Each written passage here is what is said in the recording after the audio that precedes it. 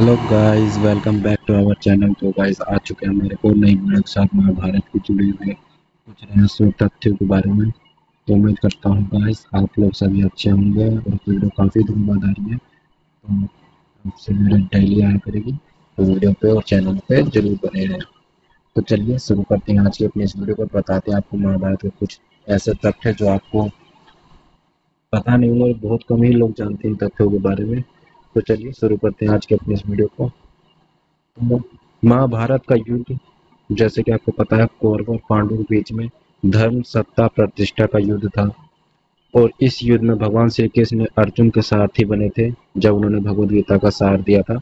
और उन्होंने अर्जुन को महान भगवत गीता सार बताया था। तो कुछ महत्वपूर्ण फैक्ट्स हैं महाभारत के, तो चलिए जानते हैं उन्हें।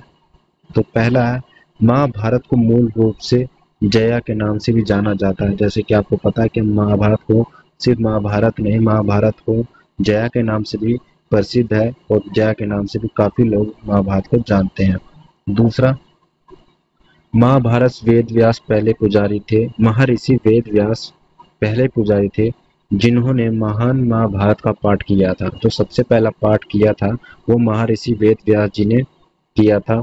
और ऐसा कहा जाता है कि भगवान गणेश ने पूरी बात इस आधार पर लिखी थी कि महर्षि वेद व्यास को उन श्लोकों को लगातार दोहराना होगा जिन्हें एक पल में रुके बिना दोहराना दोहराया जाना चाहिए। तो तीसरा है, महाभारत वर्तमान उत्तराखंड की एक गुफा में लिखी गई थी। जो महाभारत गणेश जी ने लिखी थी जहाँ बैठ के, वह स्थान अब उत्तराखंड में है, वो भी वर्तमान समय में।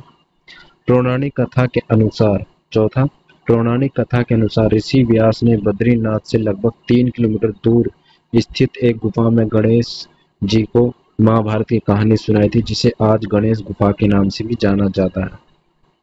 तो कहा यह भी जाता है भाई कि ऋषि व्यास ने बद्रीनाथ से लगभग 3 किलोमीटर दूरी पर एक गुफा में गणेश जी को महाभारत सुनाई थी और उस गुफा को आज आज के समय में गणेश गुफा के नाम से जाना जाता है। तो आप कभी चाहें तो आप जरूर घूम के आए गणेश गुफा में। पांचवा, भीम को सांप के काटने से वह वास्तव में ठीक हो गया था।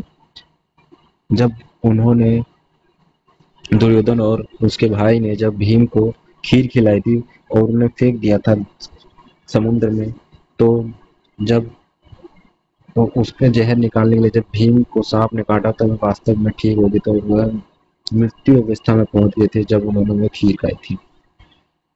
छठा, दुर्योधन की पत्नी भानुमति कृष्ण भक्त थी। ठीक है भाई।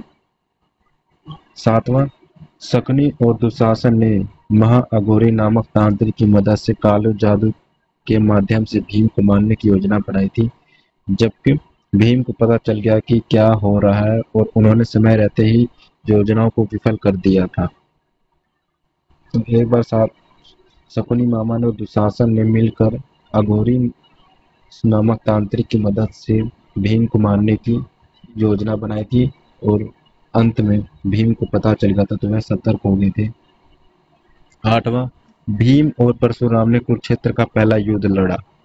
जो सबसे पहला युद्ध लड़ा गया था वो भीम और परशुराम ने कुरुक्षेत्र का सबसे पहला युद्ध लड़ा था। नौवां, अंतरी महर्षि ने कुरुक्षेत्र के युद्ध के दौरान